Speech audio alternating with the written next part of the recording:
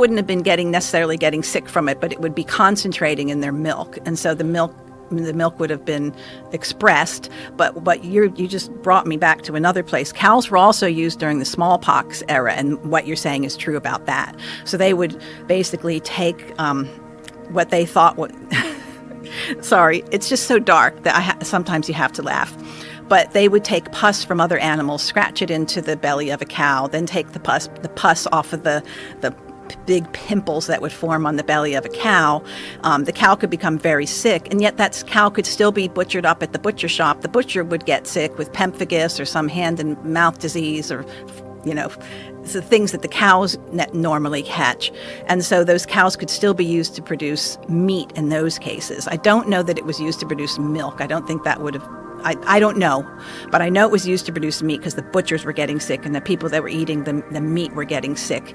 And certainly the people that took the vaccines that had certain who knows what in them, because it was shown like into the 1970s, 80s, and even recently, I have a reference from after the year 2000, that there was more bacteria and fungus in the smallpox vaccines than there was smallpox virus.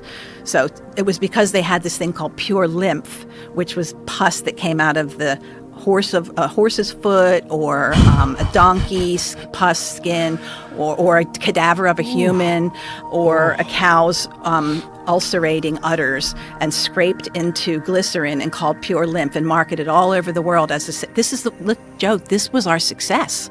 This is the one vaccine that eradicated a disease. Can you believe that fairy tale? I'll tell you another one.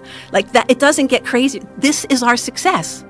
This vaccine that I had described in great detail with what was in it and what people saw under microscopes and then later tested genetically was what was called a quasi-species, meaning they don't even, after a while, it became its own thing.